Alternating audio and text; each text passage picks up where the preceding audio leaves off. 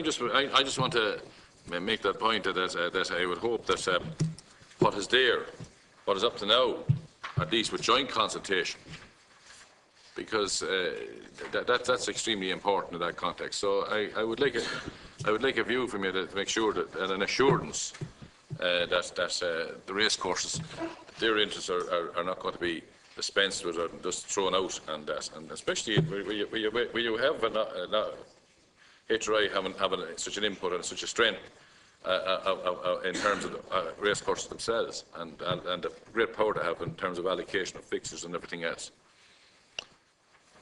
I'll let you take those three, and then I'll come back to Deputy Lawler and Senator. Oh, sorry, Deputy Pringle as a member of the committee. Would you something? Quick points. Yeah. Pretty good.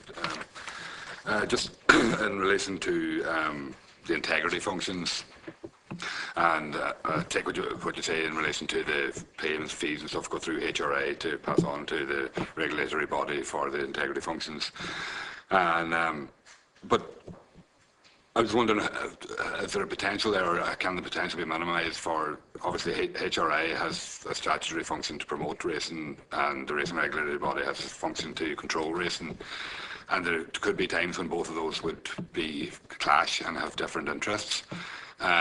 Is there a potential there, or can the potential be minimised, that HRA can't restrict funding for integrity services in a way that inhibits the actual integrity of racing? I think that would be very, very important. And I just wondered if you could talk a wee bit about how you see the Act balancing those out. And just related to that as well, then, in the definitions in Head 2, the Turf Club have asked that integrity services be amended to include integrity services provided away from racecourses, which are not specifically related to the running of a particular race or race fixture. I just wonder what the department's view would be on that amendment of the definition there, because I think that could be quite important. And just then, and finally, in relation to the obligation on the regulatory body to consult with HRI around the rules of racing. Now, obviously, consulting means you talk to, and you take their views, and the natural course of things, as you consult, you will take some of the views on board.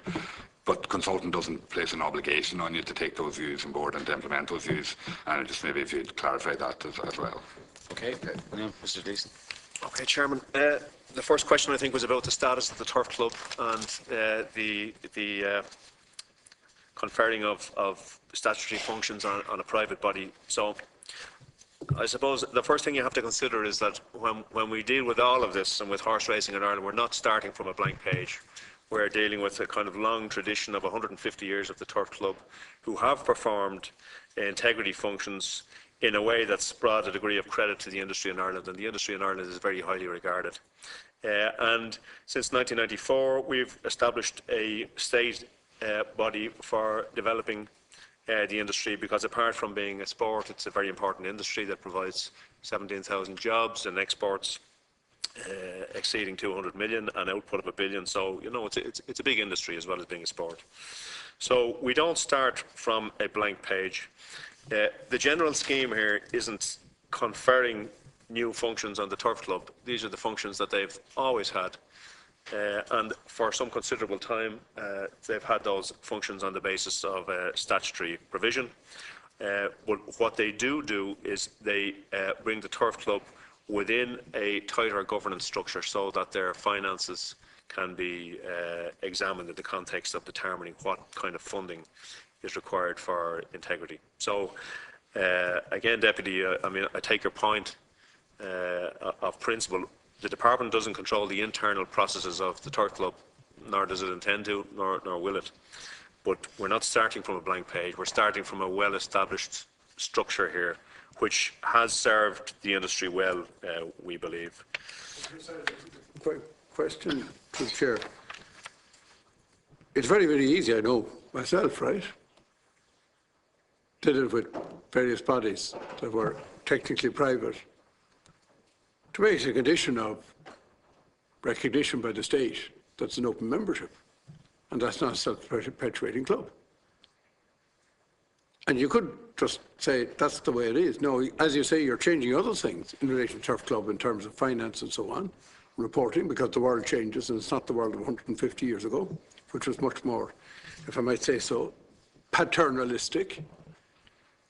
And it just seems to me in 2014 that it's inappropriate that a club with a closed membership, that is by invitation only, is been giving statutory functions when one line in a bill would say, could force them to make the membership application process as an open process. What I'm saying. Okay, that's the point was made, but you've responded as you see. It's not proposed to do that in the legislation at the moment, anyway. No. Okay. The other thing was just before that, they mentioned that the size of the boards came up again. Was it a deal breaker, essentially? So, Deputy, I mean, you mentioned the size of the board, and I mean, all I can do is present the facts and the reasons we selected the board size provided for in the general scheme. And I would simply make the point that it wasn't an arbitrary figure. It was based on recommendations by Indicon, and their work was based on a series of consultations and examining of best practice. So that's the basis on which we picked this number. It's the basis on which we decided on the composition of the board. So I'll simply say that the committee will have its own views on the composition and size of the board, which we'll have to consider. If some alternative view comes through in the context of a report from the committee, we'll have to consider that. But I would simply say that we didn't pick an arbitrary figure. We picked the figure proposed by somebody who would examine the question very deeply. The answer to that is you picked a figure proposed by Indicom, and Indicom kind of made it very clear, I take it, that 11 or 13 would be hugely different. But a very specific Indicom is saying it had to be 12, it couldn't be 11, it couldn't be 13, that it had to be that magic figure. That was, you know, some really magic advantage of 12 rather than... Well, I mean, Indicon were commissioned to do some work to examine the structures here, and they come up with a recommendation, and it's a recommendation, that we've taken on board. Well, precisely, and the composition of the board. So, as I say, it may well be that the committee may have a different view, and if it does, we'll have to consider that in the fullness of time. Sorry, That's the point I was making. We're not spending a huge number of hours listening to various interests in a different way than Indicon and taking on board those. I just want to know, what's the status of our recommendation in terms of responding to the general heads of the bill? Where does it go? Is it binned? Is it evaluated? Or what happens? As good a time as any to get that point clarified, yeah. I mean, we will be finalising this as we're under a certain amount of pressure to get it done, but we do intend filing a report on all the contributions, and well, we haven't concluded yet, but we'll have to make some recommendation. We will make some recommendations. We don't have to, but we will. We will. Yeah. So the status of that report when it hits your desks. Well, it seems to me that the status of this process is not just a matter for the department. It's a broader question.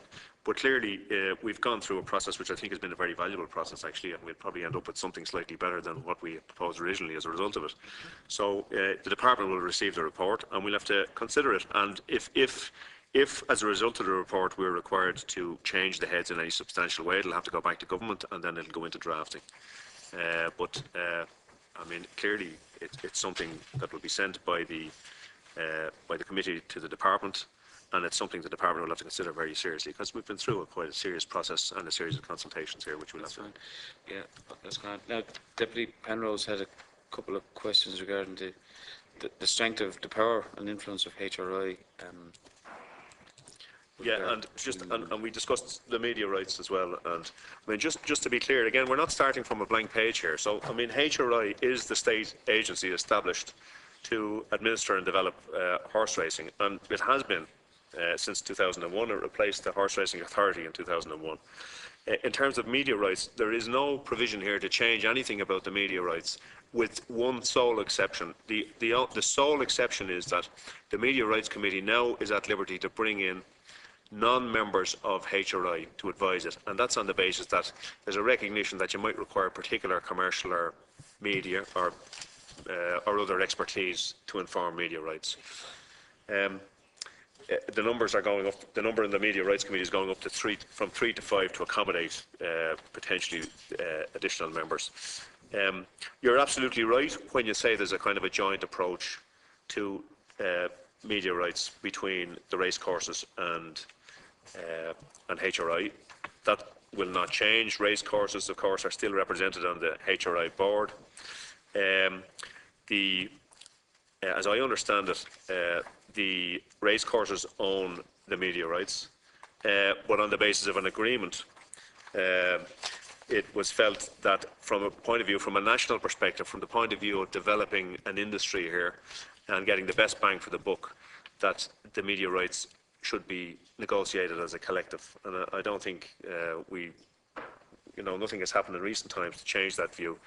You spoke about the charges from HRI. As I understand, the charges have been reduced by 10% this year. To have after the publicity and meeting. Well, and that's the way. And it should be pared back more. And that's fine. And in fact, Deputy, I think you have a point, but the streamlining provided for in this bill should reduce the overall cost of administering horse racing. And I think it could well allow scope for further reduction of charges to participate in horse racing, which would be a desirable outcome. But those are matters for HRI, they're not matters for the department. That's a day-to-day operational matter. But the framework being laid down now here in this general scheme should allow for a reduction in administrative costs, which could certainly manifest itself in reduced charges to the industry.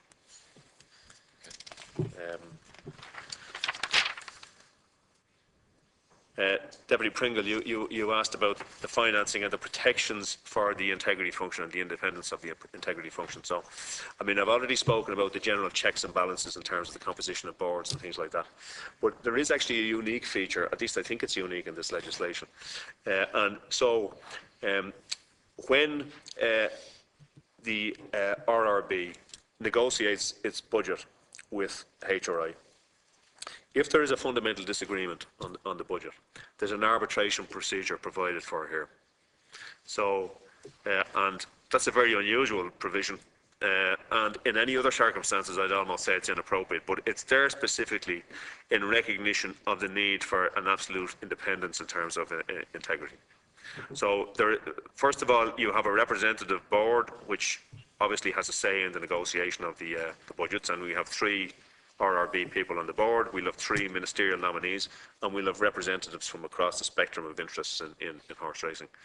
But we also have the specific arbitration clause. So if there's and this has always been here, so if there's a disagreement between RRB and HRI in the context of its budgetary negotiations at the start of the year, an arbitrator can be called in. Now, that provision has always been there. It has never been invoked. So it's inevitable and probably appropriate in circumstances like this that there will be tension between 2 negotiating bodies when budgets are being negotiated. That's to be expected, and it's probably a sign of a healthy process. But we do have this arbitration provision, which has never been used, but it's still there. Binding. Okay. Never been used. Never been used. Okay. Just in relation to the consultation of...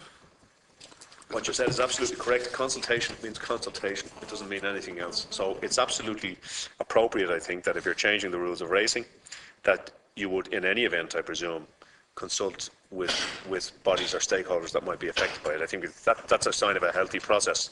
But consultation does not mean they have any imprimatur over the outcome. Absolutely not. No, absolutely not. Okay. And just finally, Chairman, the one on the definition of integrity functions. Yeah, well, we've reflected on that, and I suppose, and it comes back to what Deputy O'Keefe said. What we have here is a very unusual situation where what's essentially a private body has a range of statutory functions, and in a sense, what you're talking about here is providing very broad, strong policing powers to a private body. Now, there are sensitivities around that, and I suppose we feel that what's here, first of all, there's been no change to that definition. That's the definition that's always been here. So we feel that it's appropriate that the Turf Club would have those powers around the tracks and in the context of applying integrity on race courses. Where work is required outside those parameters, we do have the Garda authorities, we do have departmental investigators who frequently work cheek by jowl with turf club people to examine things like breaches of animal remedies regulations, and they would have all the necessary powers and authorisations to do what the turf club is seeking to do here outside of the tracks. So, look, it's a balancing act. Is it appropriate to expand the remit of the turf club beyond tracks? I just have some doubts about the wisdom or even the legal propriety of giving a private body these very strong policing powers outside of its strict remit as provided within the regulations. And this is something we did consider, and what I'm saying to you now reflects the view of our own Legal Services Division. So that's where we stand on that. But surely the more agencies you have involved in the integrity function, the more difficult it is to manage it effectively as well. That is a perspective, and I acknowledge that that's a perspective. But in practice, the reality is that when things happen off track, they're generally done in collaboration with the department. So we would have investigations people who would be empowered under various individual pieces of legislation to do the kinds of things that the turf club is anxious to do off track. So in practice, I think that system works quite well. Okay. Call now Deputy Lawler. Thanks very much, Chair, for allowing me to ask some questions here to the department. And I must say the whole process has been enlightening for not only members here, but for the public who are watching and those people who've made submissions to as well. Just a number of questions. The first, you indicated before the pre-legislative stage of this that you had a number of meetings with various bodies. Could you identify who those bodies were? How many meetings you had with HRI and how many meetings you had with the racing regulatory body? Thank you. The Indicon report, and Deputy Hayden has mentioned it already, so I won't repeat the question, which was just on no mention of point-to-points in it yet. It was an integral part of this legislation here too as well. So there's change in this legislation. You also mentioned there was no need for change with regard to something Deputy Hayden mentioned earlier on, which is regarding the regulatory body's role in stall handling, photo finishes, things like that. They don't have a role in bringing in those people who they may wish to query.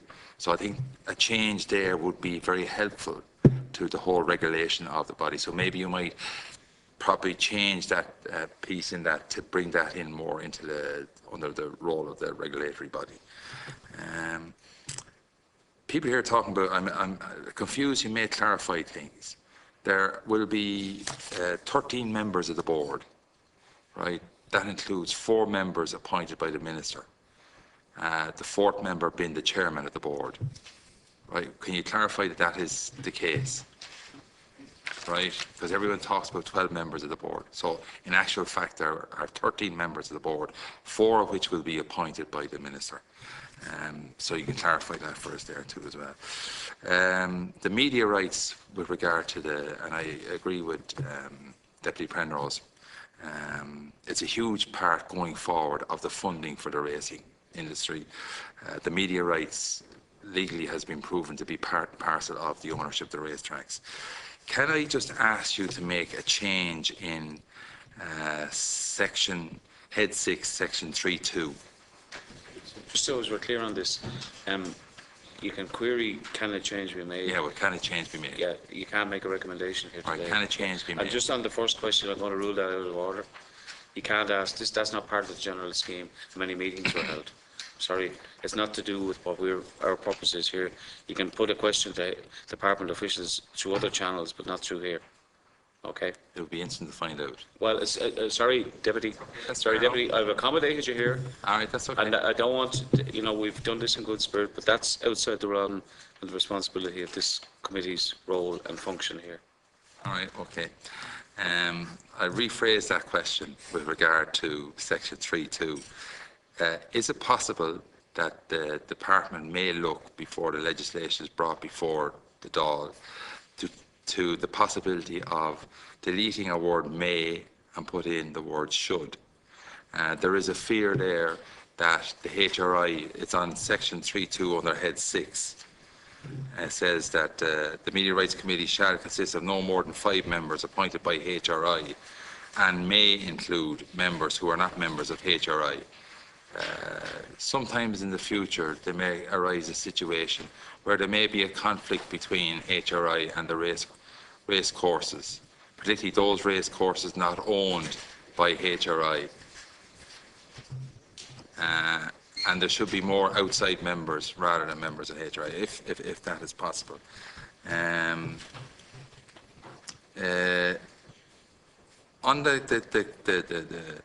it's strange. The racing regulatory body should consult, and yet HRI can issue directives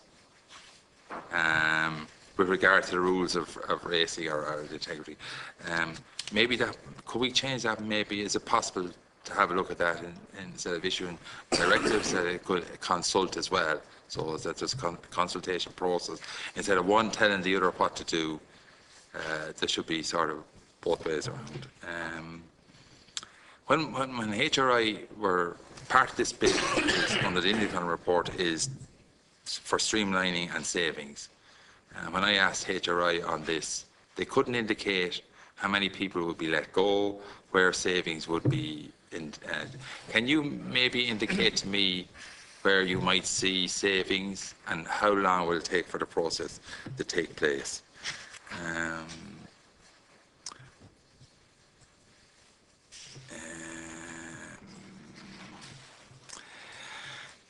Can I, just in general with regard to HRI, and it's probably not related to it, but it's maybe we still haven't got the 2013 annual report from HRI. Is the department happy with this? Deputy, you're straying outside the role of this committee, and the members of the committee have stuck to the task here of the general scheme. I mean, that's the general question. I think funding, and this is all about you're being creative like that. with your arguments there. It's not really. I mean, the HRI. We have an Indicon report looking at the whole industry. I take the question about consultation and directives to clarify what the meaning is. General operation rules of racing, which is the overall overarching direction that racing should take as a directive, and everybody works within it, be they HRI, regulatory body or anybody else, and it has to do with a lot of animal welfare, to do with betting and propriety in lots of ways. But I mean, I think it does need to be clarified. But with regard to the annual report, I mean, I don't think that's relevant for today's discussion, with all due respect. Yeah, well, the bill is on the horse General racing scheme. bill. General scheme. Yeah. Surely part of the general scheme is the annual report. I don't agree. Yeah, the general scheme of this bill. Okay, all right. Deputy I'll Senator ask, it in Bradford. another I'll ask it in another method. Okay. Some other time. That's it. Thanks very Okay, much. Senator Bradford. Thanks very much, Chairman. I just want to say I would be very much supportive of both the themes and perhaps the tone of the contribution from the previous speaker, Deputy Lawlers. I won't harrow the ground he has ploughed. Just one or two observations, Mr. Deason. You used one fascinating phrase from my perspective there in relation to the point-to-point section. You said that to all intents and purposes there would be a perception of no change. Now normally it's the politicians who talk about perception, and maybe the other side of the table talk about reality, but you know, I can see there may be no perception of any significant change, but change will come about as a result of this. And I go back to the question of why is the point-to-point sphere and sector in the scheme at all. It is working well. It's a sector without which we would have no national industry. not broken in my view. I'm just not sure why we're attempting to fix it. But you might just comment a little further on that. And again, to go back to ground already covered, integrity services at the regulatory body. We had a very, in my view, powerful presentation here a month or so ago from the regulatory body asking very serious questions about, ensuring its independence into the future. And can you be very categorical that from the point of view of the integrity body, that there will be no change, that it will have its full powers and flexibility to continue as heretofore? I mean, obviously, if I was the Minister of Agriculture presiding and assisting by way of financial support an industry as big as the Irish horse racing industry, it would be very neat and tidy from my perspective that all power and responsibility and role would be channeled into HRI. It simply would make my job much easier. But I think our current balance between HRI and the regulatory body is working quite well, and I wouldn't like to see that it being rebalanced to any significant degree. So I'm supportive of what the previous speaker said, and you might just reflect again on the whole issue of the point-to-point industry, because perception or not, there will actually be a change, and I would be worried that it might impact on how the point-to-point sphere is currently working with its volunteerism and its local meets and its whole, spirit of country enterprise, which is at the core of its success. Is that it? Yeah. Okay. Mr. Leeson. Okay, so thank you, deputies. So, firstly, this question of the point-to-points and the lack of a reference in Indicon to point-to-points. So, just to be clear about it, we had an Indicon report that made a broad range of recommendations about the administration of horse racing and governance and financing and a number of other issues. After Indicon, a committee comprising members of the RRB and HRI was established, and they commissioned a report by Smith and Williamson into how the administration of the system might be streamlined. So, although it's true that there's no explicit reference to point-to-points in Indicon, it is implicit in the whole idea of streamlining. And there is an explicit reference to point-to-points in Smith and Williamson. And what we're proposing here in the general scheme is precisely what was proposed in Smith and Williamson, which is to move the registration functions, only the registration functions, into HRI, who already have registration functions across a range of other areas. Deputy Bradford, I did use this word perception, and the reason I used it was because there's a perception out there that what's happening here will interfere with volunteerism and the way point-to-points are run at a local level. So I'll remove that word perception now from what I'm saying, and I'll say there will be no change to the running of point-to-points at local level as a result of what we're proposing here. Registration of the horses running. Only the register, and that's only that funding money handed in, which doesn't go back to local hunt clubs anyway, will now be handled through a single administrative stream. The funding for the local hunt clubs, which comes in through the issue of certificates and the taking in of fees from participants, that'll be handled the same way as it always has been, and it'll stay with the hunt clubs in the same way as it always has done. So there will be no change to the running of point-to-points as a result of this general scheme. So I've removed that word perception, which I think you were worried about. So, just on the consultation and directives. Consultation and the directive. So, so we've two provisions here, and first of all, the racing regulatory body is solely and independently responsible for establishing the rules of racing. In the context of establishing the rules of racing, my understanding is that it consults with various bodies anyway, because that's a sensible thing to do in any process. It doesn't mean it's bound by those bodies. So there's a specific provision in the general scheme now that when it's amending the rules of racing, that it should consult with HRI. HRI have directives across a range of their own functions. The directives are circumscribed. They exist anyway, that's the reality. And they're circumscribed in the general scheme to the functions of HRI. So the directives aren't things that should impinge on the rules of racing. I suppose if there's consultation one way when the rules of racing are being amended, it wouldn't be impossible to provide for some kind of a consultative procedure the other way if directives are being amended.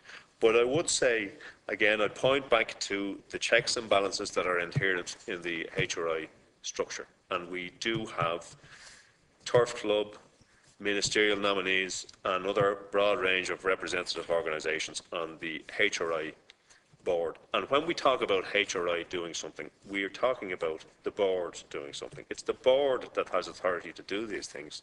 And the board is structured to allow for a balance of representation. And the checks and balances are in there. Just to correct the record, it's the racing regulatory body sets the rules of racing. Yes. I think you said the HRI. Apologies. That was a Freudian slip, but it was both I incorrect. just thought it was incorrect. We better get that one right on the sorry transcripts. Yeah. That's with regard to the. Yeah, no, the savings. stall, yeah, I'm coming to that. Sorry, yeah. right, sorry.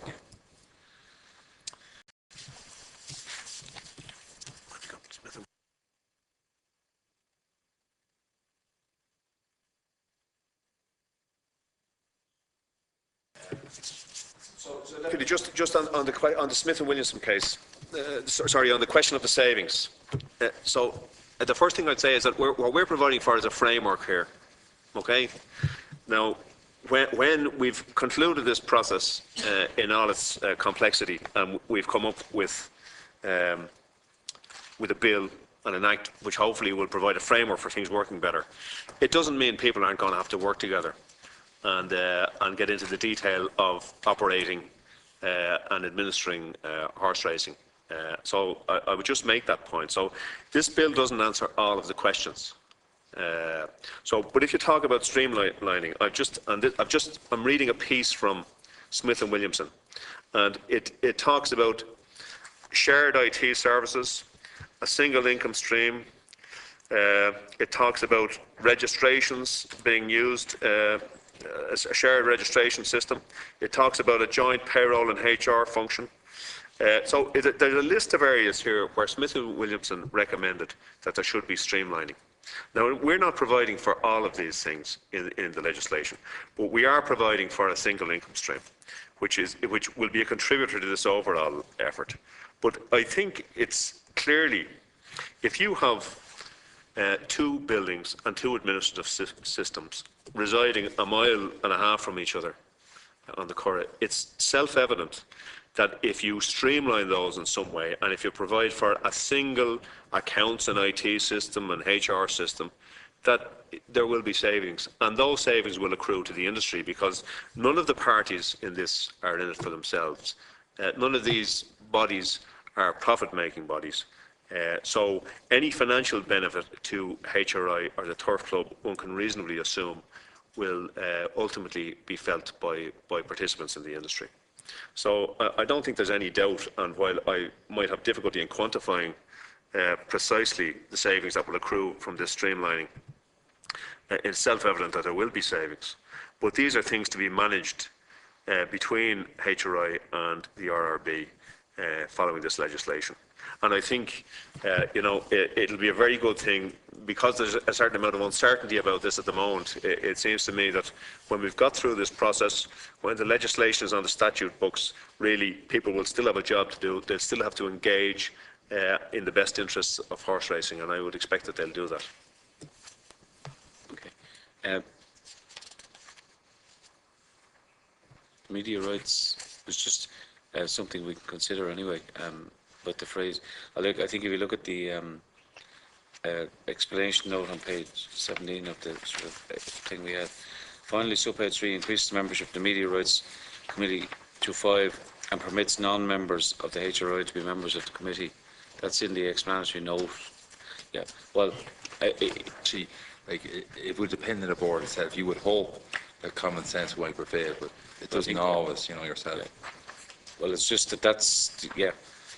But I mean, it does allow, and it streamlines the provision, brings the number of members on all statutory committees of the HRI up to 5 members, or down, whichever is the case. I think that's precisely what's going on. Yes, Mr. Lees. Chairman, just if I could say, I know I've repeated this a number of times, but I come back to the representative nature of the board. The fact that the minister will now have, as you've correctly pointed out, 4, the chairman and 3 members on the board. The fact that the racing regulatory body will have 3 members on the board. There's a strong governance structure there, and I think it does provide the kind of checks and balances needed to ensure that these subcommittees function reasonably well. So I think that's a relevant consideration. Probably not trying to preempt what the committee will say, but I think there will be, I think Deputy Hayden would agree, there'll be a recommendation that, you know, those standing committees would, where possible, because of the, if it is that the board is restricted to 12, that the standing committees would have non-members from the representative organisations as a feed-in, and that the chair of each committee would actually be a member of the board and do their job accordingly and represent their relevant committee on the board as the stat in the interest of streamlining. I think that's certainly something. I don't think we disagree on that, Deputy, as a recommendation that will emanate possibly. Yeah, have to be careful what I say will happen, but I mean I can anticipate that may well be one of them. You know, It's either a statutory instrument or into legislation itself, so tie it down. The fixed legislation. Yeah. Okay. Are we done? Last thing, I think, I know Martin has mentioned it too as well, the fact about the parts of racing that are not under the remit of the regulatory body at the moment. You know, such as the stall handlers, the pedals operators, the photo finishers. Like, it would be the sensible way of approaching things, that everything associated with the race from this time, it's like everything before it goes into the stall is associated with the regulatory body, everything during the race is associated with the regulatory body, everything after the race is associated with the regulatory body. But there's 2 parts: the starting of the race, the stall handlers, stuff like that, and the photo finishes. Like, it would make common sense to bring them all in under the regulatory body. So it was just on that point, was there any reference to that in the Smith and Williamson? I must confess I'm not aware of it. Okay, Mr. Leeson. Well, I mean, in a way, I've dealt with this, and I won't take a view on your proposal, but what I'll say is that the provisions in the general scheme are based on provisions that were introduced in 2001. It's been that way since 2001. I'm not aware that there's any particular problem or issue with it. So it's not something we have proposed. Listen, can I thank the officials, all, each one of you, for attending today's meeting and for making the presentation and responding. I hope members and non-members of the committee understand I'm sort of bound by what the general scheme entails. There are questions which, whether I want them answered or not, I can't permit to be answered here this morning. So that concludes our proceedings. I propose that the meeting stands adjourned sine die, and I will be in touch with members about the next stage of this. But again, thanks members or officials for both the start and the finish of the process, for accommodating us and giving your time. And we'll respond as quickly as we can.